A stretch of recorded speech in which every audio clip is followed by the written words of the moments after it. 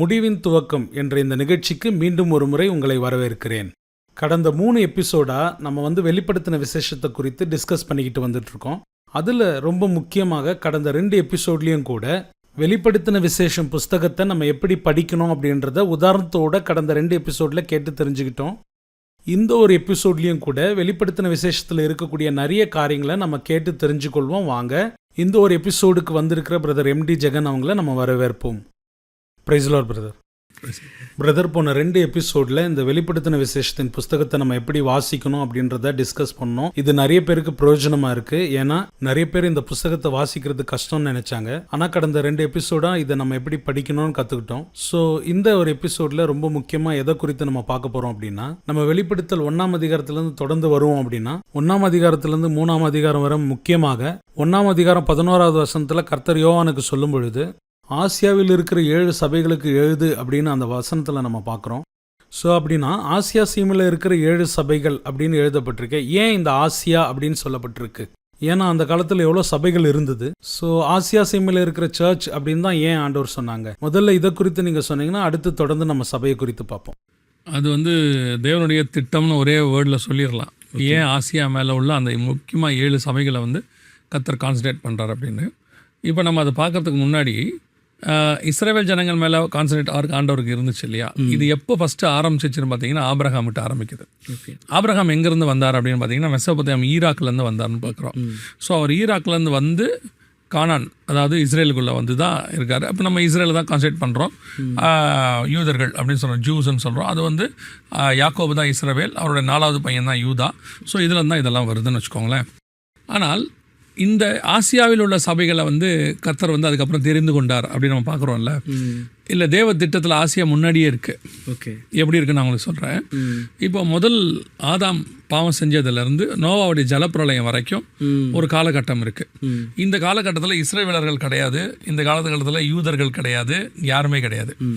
பொதுவாக அந்த காலகட்டத்தில் ஜனங்கள் தான் இருக்காங்க. தேவனால் உண்டாக்கப்பட்ட எல்லா ஜனங்களும் இருக்காங்க. தெரிந்து கொள்ளுதல் அப்படிங்கிறது தனிப்பட்ட எந்த ஒரு இனத்தின் மேலேயோ எந்த ஒரு நாட்டின் மேலேயோ கிடையாது. அப்போ உண்மையாக இருந்த ஒரு மனுஷன் இருந்தான், நோவான்னு ஒருத்தர் இருந்தார். அவர் மேலே அவருக்கு ஒரு தெரிந்து கொள்ளுதல் இருந்ததுன்னு வச்சுக்கோங்க. இப்போ அந்த நோவாக்கிட்ட இருந்து இவர் என்ன செய்கிறார், ஸ்டார்ட் பண்ணுறாரு. அவனுக்கு ஒரு தரிசனம் கொடுக்குறாரு. அவருக்கு அந்த தரிசனத்தினுடையதான பேழை கட்டுறது, ஜலப்பிரளயம் எல்லாமே சொல்கிறார். ஆனால் அந்த காரியம் முடிஞ்சிட்ட பிறகு, நல்லா கவனிச்சிங்கன்னா, அந்த காரியம் முடிஞ்சிட்ட பிறகு அந்த பேழை எங்கே நின்றுச்சுன்னு பார்த்தீங்கன்னா ஒரு வசனம் சொல்லும், அராரத் மலையின் மேல் அந்த பேழை நின்றது அப்படின்னு இருக்கும். ஆமாம். ஸோ அந்த காட் பேழை கொண்டு ஒரு இடத்துல பிளேஸ் பண்ணுறாரு பாருங்களேன். இது ஏன் அராரத் மலை மேலே நின்றுச்சு அப்படிங்கிறத நம்ம பார்க்கணும்.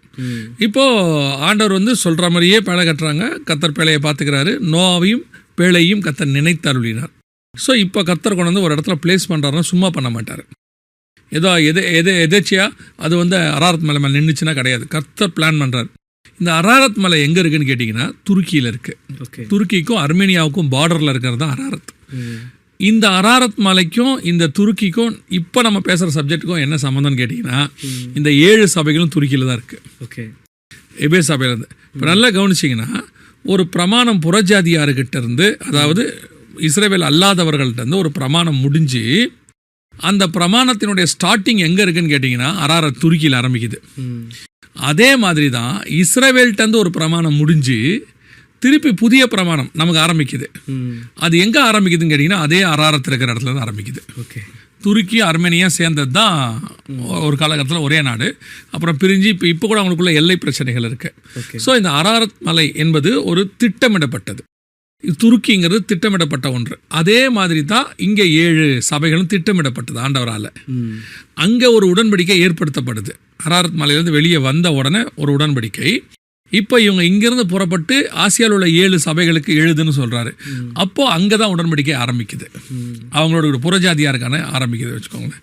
இப்போ அது மட்டும் இல்லாமல் நீங்கள் பவுல் சபைகளுக்கு எழுதுறாரு, நீங்கள் பார்த்துருப்பீங்க. அது 7 சபைகளுக்கு தான் அவர் எழுதுவார்.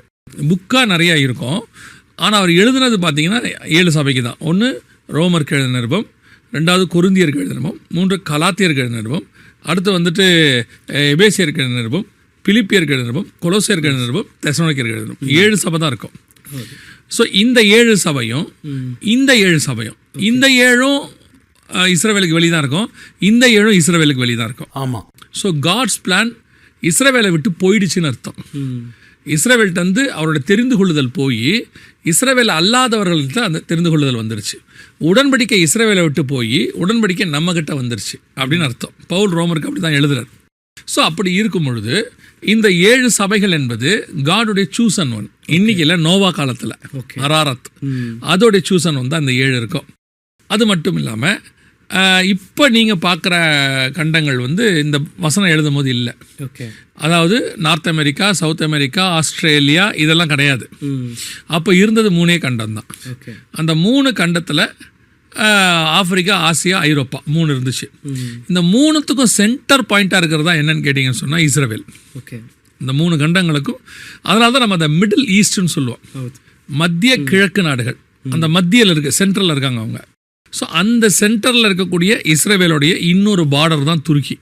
அப்படியே வடக்கு பக்கம் மேலே போனீங்கன்னா சிரியாவை தாண்டி துருக்கி வந்துடும். ஸோ இப்போ இவங்களுக்கு என்னன்னு கேட்டிங்கன்னா, இவங்ககிட்ட இருந்த உடன்படிக்கை அப்படியே மேலே போயிடுச்சு, அராரத்து மலைக்கு போயிடுச்சு, பேழைன்னு அர்த்தம். கர்த்தருடைய உடன்படிக்கை அங்கே போயிடுச்சுன்னு அர்த்தம். ஸோ அதனால தான் இந்த 7 சபைகள் இம்பார்ட்டண்ட். ஃபர்ஸ்ட் 2 பாயிண்ட் இது. 3வது இது என்ன அப்படின்னா, இந்த 7 சபைகளோட தெரிந்து கொள்ளுதல் என்பது இதே துருக்கியில் எத்தனையோ சபை இருக்குது. ஆமாம், எத்தனையோ காரியங்கள் இருக்குது. இப்போ பவுல் எழுதுறாரு இல்லையா, எபேசுக்கு எழுதுறாரு. அதே மாதிரி இன்னும் நிறைய சர்ச்சஸ் இங்கே இருக்குது. ஆனால் அங்கே எபேசு மட்டும் தெரிந்து கொள்ளப்படுது. சிமிர்னாத் அதாவது அப்போ என்ன அர்த்தம்னு கேட்டிங்கன்னா, அந்த 7 சபைகளுக்கான பெயர்கள் இருக்கு. இந்த பேருக்கும் அவர் சொல்ல போகிற மெசேஜுக்கும் ஒரு சம்மந்தம் இருக்குது. பைபிள் ஆண்டவர் இந்த பேரை வச்சு சில காரியங்கள் செய்வார், நிறைய செய்வார். ஆதாம் சிவந்த மண்ணினால் செய்யப்பட்டவர் அப்படிங்கிற ஒரு அர்த்தம் இருக்கு. ஏவாள் ஜீவனுள்ளவருக்கு எல்லாம் தாய். இந்த பேருக்கு பின்னாடி ஒரு அர்த்தம் இருக்கும்.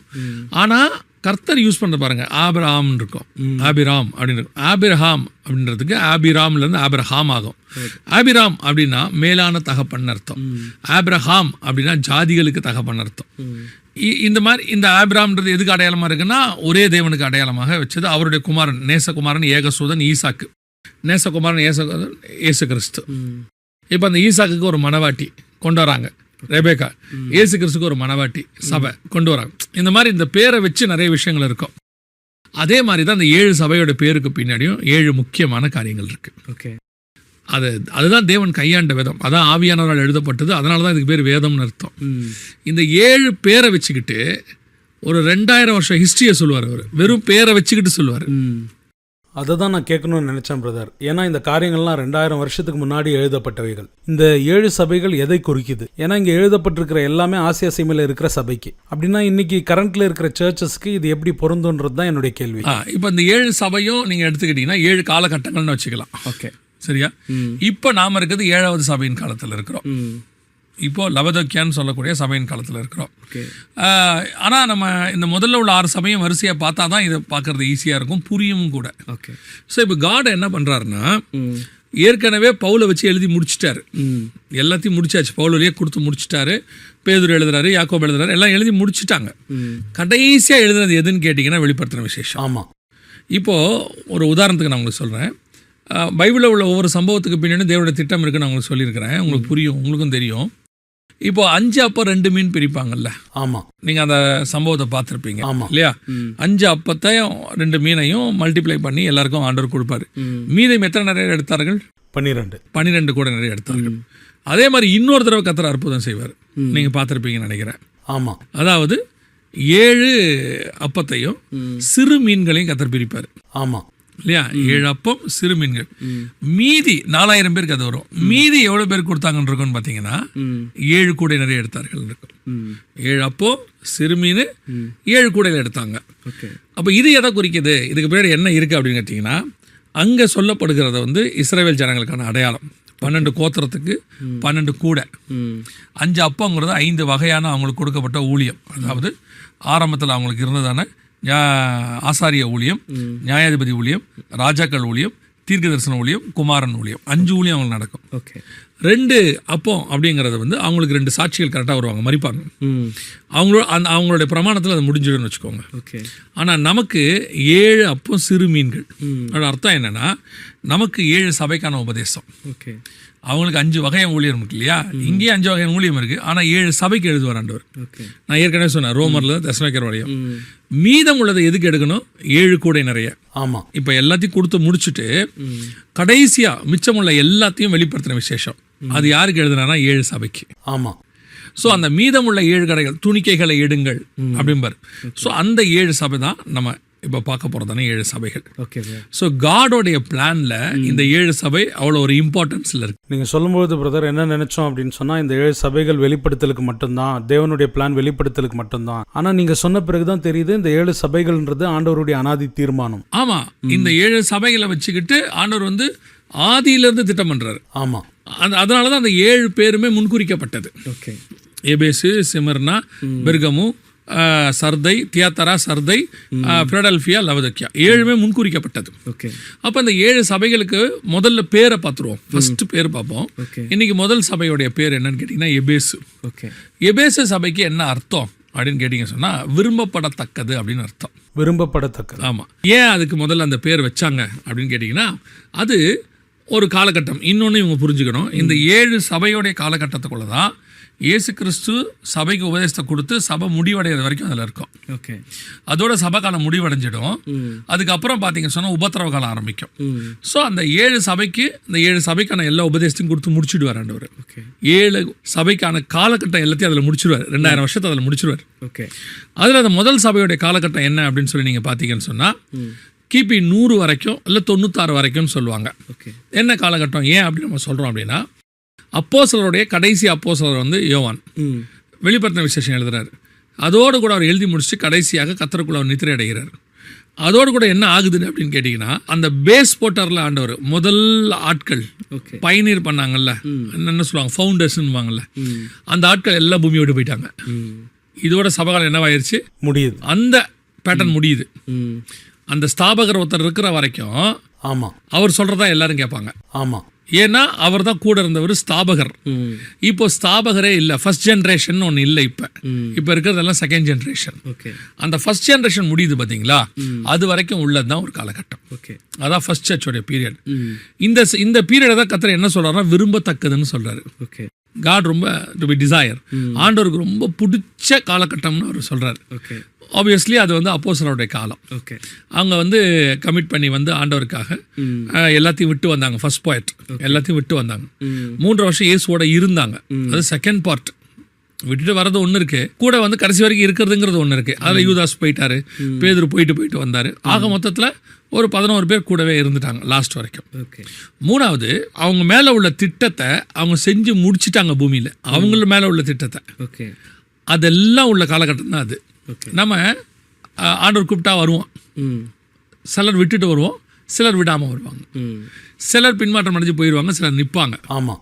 ஆனால் நான் சொன்னபடியெல்லாம் அவன் செய்து முடித்தான் அப்படிங்கிறதான வேர்டு எல்லாருக்கும் பொருந்துமா அப்படின்னு பார்த்தீங்கன்னா ஒரு சிலருக்கு தான் பொருத்தம். ஆமா, என் இருதயத்துக்கு ஏற்றபடியெல்லாம் அவன் செய்வான். ஆமா, தாவீதை பற்றி சொல்வார்.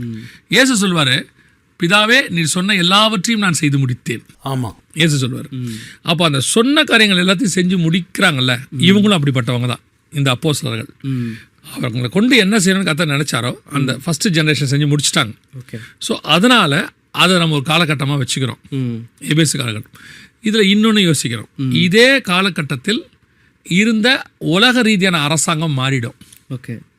ஒரு பேட்டர்ன் ஆஃப் கவர்மெண்ட் இருக்கும், ரோம கவர்மெண்ட்லேயே இந்த அப்போஸ்தலர்கள் இருக்கிற வரைக்கும் இருந்த கவர்மெண்ட் வேற, அவங்க வேற மாதிரி இருந்தாங்க. அப்போஸ்தலர் காலகட்டத்துக்கு பிறகு வந்த கவர்மெண்ட் அது ஒரு வேற மாதிரி இருந்துச்சு. ஸோ இப்போ முதல் சபையின் காலத்தை நம்ம எதுக்கு எடுக்கிறோம்னா, முதல்ல அந்த காலகட்டத்துக்குரிய தீர்க்க தரிசனம் பேரில் இருக்கு. 2வது அது உள்ள ஒரு காலகட்டம் இருக்கு. அதை தாண்டி அது வந்து ஒரு சபையினுடையதான ஒரு காலகட்டத்தின் அமைப்பு அதுக்குள்ள சொல்லப்பட்டிருக்கு. 4வது ஒரு அரசாட்சி காலம், அந்த காலம் அதில் இருக்கும். அதுக்கு அந்த காலம் அதுக்கப்புறம் இருக்காது. இந்த சபை சேஞ்சஸ் கவர்மெண்ட் சேஞ்ச், இது ரெண்டும் நடக்குது பார்த்தீங்களா, அதான் ஒரு பீரியட். இந்த பேட்டர்ன் வந்து ஒவ்வொரு சபைக்குமே வித்தியாசப்படும், கண்டிப்பாக மாறும், ஒவ்வொன்றுத்துக்கும் மாறும். அப்போ இந்த முதல் சபையினுடைய காலகட்டத்தில் தான் இவ்வளவும் நடந்திருக்கு. அப்போஸ்தலர்களோட முடிவோடு கூட முதல் சபையின் காலகட்டம் முடிவுக்கு வருது. ஸோ இந்த சபையை பார்த்தா கர்த்தர் சொல்றாரு விரும்பப்படத்தக்க அப்படின்றாரு. நான் ரொம்ப நேசிக்கிறேன், ஏன்னா என் இருதயத்துக்கு ஏற்றதெல்லாம் அந்த சர்ச்சை செஞ்சிச்சு. இன்னும் சொல்ல போனால் அஸ்திவாரத்தை என்ன செஞ்சிட்டாங்க, அவங்க போட்டு முடிச்சுட்டு போயிட்டாங்க. ஸோ இந்த சர்ச்சோடைய காலத்தை நம்ம என்ன சொல்லுவோம்னு கேட்டிங்கன்னா அப்போஸ்தலர் காலம்னு சொல்லுவோம். அந்த அப்போஸ்தலருடைய லாஸ்ட் அப்போஸ்தலர் காலம். இந்த காலகட்டத்தை நீங்கள் எடுத்துக்கிட்டிங்கன்னா கிபி 100 வரைக்கும், யோவான் மரிக்கிற வரைக்கும் இந்த காலகட்டம் நம்ம சொல்லலாம். ஸோ இந்த சபையினுடைய முதலாவது பேர், ரெண்டாவது காலகட்டம், மூணாவது அது எது வரைக்கும் இருந்துச்சு அப்படின்னு பார்த்துட்டோம். இதை தாண்டி மிக முக்கியமானது இன்னொன்று இருக்குது. சபைக்கு ஆண்டவர் அடுத்து சொல்லக்கூடிய விஷயம் என்னென்னா அந்த சபையில் உள்ள நல்ல குணம்.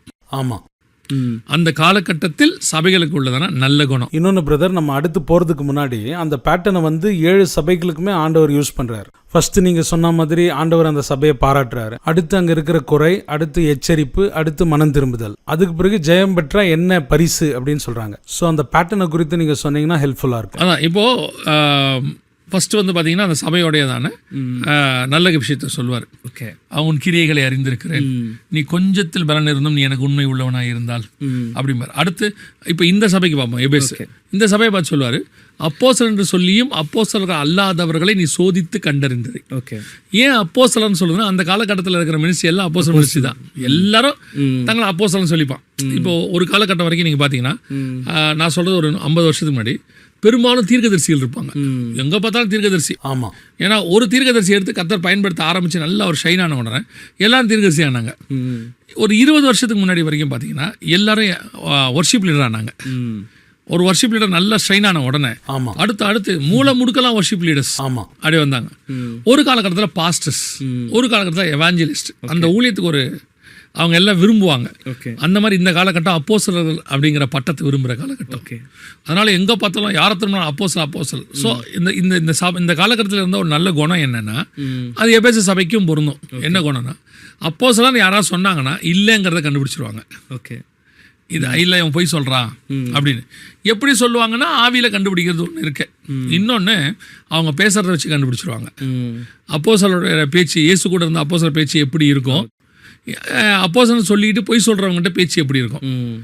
அதில் மெயினாக அவங்க ஃபோக்கஸ் பண்ணது என்னென்னா, அப்போஸ்தலர்கள் இம்மைக்குரியதை விட்டுட்டு இயேசுக்கு பின்னாடி வந்தாங்க. ஆமாம், அப்போ அப்படி ஒரு ஊழியத்துக்கு வந்தவன் இம்மைக்குரியதை பற்றி பேச மாட்டான் இல்லையா. ஆமாம், உலகத்தை விட்டு, பணத்தை விட்டு, கவர்மெண்ட் வேலையை விட்டுட்டு, மத்திய சொல்கிறேன், அப்பா அம்மா விட்டுட்டு, போட்டை விட்டுட்டு, வலையை விட்டுட்டு வந்த இந்த அப்போஸ்தலர்கள் திருப்பி எதை பற்றி பேச மாட்டாங்க, இம்மையை குறித்து அதை பற்றி சார மாட்டாங்க. அப்போ ஒருத்தர் அப்படி பேசுகிறா நம்ம யாராக இருக்க முடியாது, அப்போஸ்தலனா இருக்க முடியாது.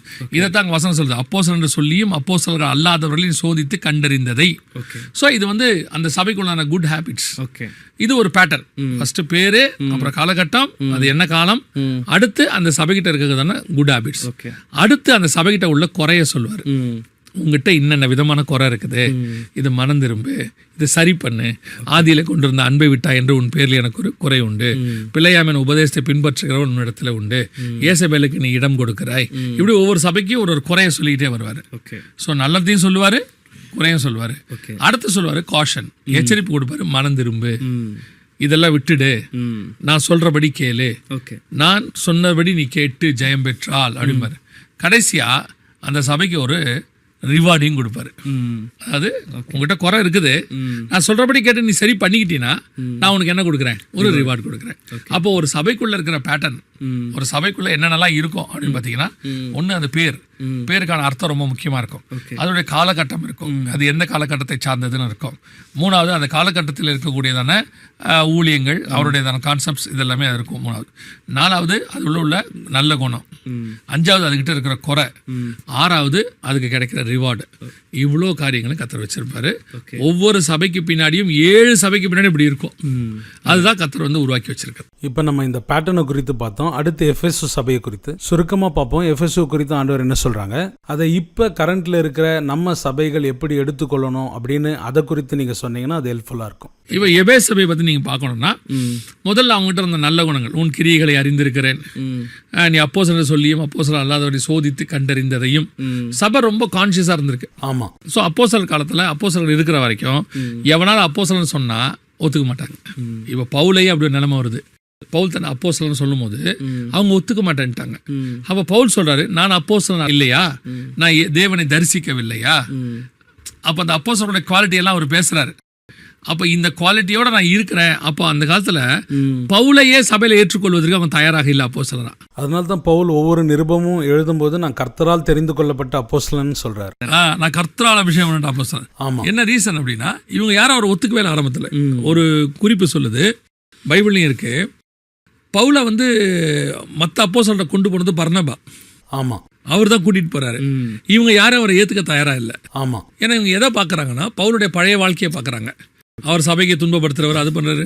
அவங்களோட வியூல என்ன இருக்குன்னா, ஒரு வேளை நடிக்கிறானோ இல்லை நம்மளை கண்டுபிடிக்கவே பாக்குறானோ அப்படின்ட்டு இவங்க என்ன பண்ணல, கடைசி வரைக்கும் பவுலை ஏற்றுக்கொள்ளவே இல்லை. ஒரு பீரியடுக்கு அப்புறம் தான் ஏற்றுக்கொள்றாங்க. ஏற்றுக்கொண்டுட்டு பேதுருவே என்ன எழுதுறாருன்னா, இவைகளை குறித்து நிருபங்கள் தோறும் நம்முடைய சகோதரனாகிய பவுலும் எழுதுகிறான், அது கற்றவரே அறிகிறதுக்கு அரிதாயிருக்கிறது. அவனுடைய நிருபங்களை பத்தி எழுதும் போது அவ்வளோ கனப்படுத்தி எழுதுறாரு பேதுரு. நம்ம பவுல் எழுதுறாரு, ஆனால் ரொம்ப கஷ்டமா இருக்குது அப்படின்றார். அப்போ என்ன அர்த்தம்னா, ஆரம்பத்தில் ஏற்றுக்கொள்ளாத இவர்கள் பின்னாட்களில் ஏற்றுக்கொண்டார்கள். அப்போது அவங்க ஏன் ஏற்றுக்கலை அப்படிங்கிற கான்செப்டை பார்த்தீங்கன்னா, ஒன்று அவங்க ஆவியில் உணரல, இன்னொன்று அவங்களுக்கு உடனே ஒருத்தரை ஏற்றுக்கொள்றது அவங்களுக்கு விருப்பம் இல்லை. சோதிச்சு பார்த்து கரெக்டாக இருந்தால் மட்டும்தான் அதை அவங்க ஏற்றுக்கொள்கிறாங்க. ஸோ ஃபஸ்ட்டு அந்த அவங்ககிட்ட இருந்த நல்ல குணம் இப்போ சபைகளுக்கு அது இல்லை. இப்போ சபைகள் கவர்ச்சியாக பேசினா அக்செப்ட் ஆகிடுறாங்க. கொஞ்சம் பணக்கார விசுவாசியாக இருந்து அல்லது ஊழியக்காரராக இருந்தாருன்னா அவருக்கு ஒரு கனம் கொடுத்துட்றாங்க. உண்மையிலேயே நீங்கள் சோதித்து கண்டுபிடிக்க வேண்டிய இடத்துல இருக்கிறீங்க. ஒருத்தனுக்கு பேர் எனக்கு ரொம்ப ஆச்சரியமாக இருக்கும். ஒருத்தனுக்கு பேர் பரியேசுன்னு இருக்கும் பைபிளில், அப்போஸ்தலர் படிகளில் பரியேசுன்னு இருக்கும். பரியேசுனா என்ன அர்த்தம்னா, இயேசுவின் மகன் அப்படின்னு அர்த்தம், சன் ஆஃப் ஜீசஸ் கிரைஸ்ட் அப்படின்னு அர்த்தம். ஆனால் அவனை பார்த்தா கேட்டின் மகன் பவுல் சொல்வார். உற்று பார்த்து கேட்டின் மகனே, நீதிக்கு பகஞ்சனே. இது யாரை பற்றி சொல்ற வேண்டிய வார்த்தை? ஆன்டி கிரைஸ்ட் பற்றி சொல்கிற வார்த்தை. ஆமாம். அந்த வார்த்தையை அவனுக்கு சொல்லி, நீ அடங்க மாட்டியா நீ அப்படின்னு சொல்லி அவனுக்கு கொஞ்ச காலம் குருடா இருப்பேன்னு சொல்லுவார். அதோட அர்த்தம் என்ன அப்படின்னு கேட்டிங்கன்னு சொன்னால், ஒரு ஆளை பார்த்தவொன்னே கண்டுபிடிக்கிற கெப்பாசிட்டி அன்றைக்கி சர்ச்சுக்கு இருந்துச்சு. இன்றைக்கி அந்த கெப்பாசிட்டி சர்ச் கிடையாது. சபை யோசிச்சுக்கிட்டு இருக்கு, எத்தனை பேர் இடம் வாங்குறதுக்கோ எதோ வாங்குறதுக்கோ எவ்வளோத்துக்கோ அவங்க ஏமாந்து போகிறாங்க. ஏன் ஊழியக்காரங்களே அந்த காசை கொண்டு கொடுத்து ஏமாறுறாங்களே, எப்படி கர்த்தர் ஏமாற விடுவார்? நீங்கள் ஆண்டவர்கிட்ட கேட்டுட்டு போனீங்கன்னா உங்களை ஏமாற விட மாட்டார். நீங்கள் ஒருவேளை கேட்கல, மனுஷன் சொல்கிறத நம்பிட்டீங்க அப்படின்னா அந்த மனுஷனை அந்த காசை எடுத்துகிட்டு போகிறதுக்கு கர்த்தர் அனுமதி கொடுப்பார். எடுத்துகிட்டு போகிறவன் நல்லா இருக்க மாட்டான், அது வேறு விஷயம், கர்த்தர் அவனை நியாயம் தீர்த்துப்பார். ஆனால் நீங்கள் கேர்ஃபுல்லாக இருக்கணும்னு அவர் எதிர்பார்க்குறாரு. அடுத்து குறைகளையும் சொல்கிறாரு. இவங்ககிட்ட என்ன குறை இருந்துச்சுன்னா, ஆதியில் கொண்டிருந்த அன்பு. ஆமாம். இந்த அப்போஸ்தலர்கிட்ட ஒரு அன்பு இருந்துச்சுல்ல, அந்த அன்பு குறைஞ்சிருச்சுங்கிறாரு. போக போக போக போக காட் நம்மக்கிட்ட எக்ஸ்பெக்ட் பண்ணுற ஒரே மெயின் விஷயம் அன்பு தான், வேற எதையுமே இல்லை. ஏன்னா மற்ற எல்லாவற்றையும் அவர் தந்துட்டார். இன்னொன்று என்னென்னா பிரதர், இந்த ஆதி அன்புன்னு சொல்லுவாங்க. அந்த ஆதி அன்புக்கு ஒரு அர்த்தம் இருக்குது. இன்றைக்கி நாமும் கூட ஆரம்பத்தில் ரட்சிக்கப்பட்ட நாட்களில் ஆண்டவர் மேலே நல்ல அன்பு வச்சுருப்போம். நாட்கள் போக போக என்ன ஆகுதுன்னா, ஆண்டவர் மேலே நம்ம வச்சிருக்கிற அன்பும் வைராக்கியமும் குறைஞ்சிக்கிட்டே வருது. எரேமியா 2:2 சொல்வார், நீ இள வயதில் என்னை பின்பற்றி வந்த பக்தியை நான் நினைத்திருக்கிறேன். ஸோ காடுக்கு அது ரொம்ப பிடிக்கும். இது இந்த சபையில் குறை போயிடுச்சு கொஞ்சம் கொஞ்சமாக. இந்த ஆதி அன்பு ரொட்டீன் ஆகிட்டாங்க. அப்போஸ்தலர் காலம் முடிவடையும் போது சர்ச்சு எப்படி ஆயிடுச்சுன்னா, சர்ச்சுக்கு வரோம் போகிறோம், ரெகுலராக வரணும், ஆனால் அந்த ஆவியோடு உண்மையோடு ஆராதிக்கிறது அவங்ககிட்ட இல்லாமல் போயிடுச்சு. கடைசியாக அந்த சபையை பார்த்து கர்த்தர் சொல்கிறாரு, உனக்கு ஒரு ரிவார்டு தரேன்றார். அது ரொம்ப இம்பார்ட்டண்டான ரிவார்டு. என்ன அப்படின்னு கேட்டிங்கன்னா, பரதீசியின் மத்தியில் இருக்கிற ஜீவ விருட்சத்தின் கனியை புசி கொடுப்பேன். எதை ஆதாம் இழந்தானோ அது இந்த சபைக்கு கொடுப்பதுக்கு கர்த்தர் வல்லமை உள்ளவராக இருக்கிறார். ஸோ ஒரு சபைக்கு எப்போவுமே கர்த்தர் ஒரு பேர் கொடுக்குறாருன்னா அந்த பேருக்கு பின்னால் ஒரு திட்டம் இருக்கும். ரெண்டாவது, அந்த சபையை கர்த்தர் எதுக்கு உண்டாக்குனாங்கிற விஷன் கட்டளையிடுவார். மூணாவது, அவர்கள் யாரோட போகணும் யாரோட போகக்கூடாதுங்கிறத அவர் சொல்லி கொடுப்பார்.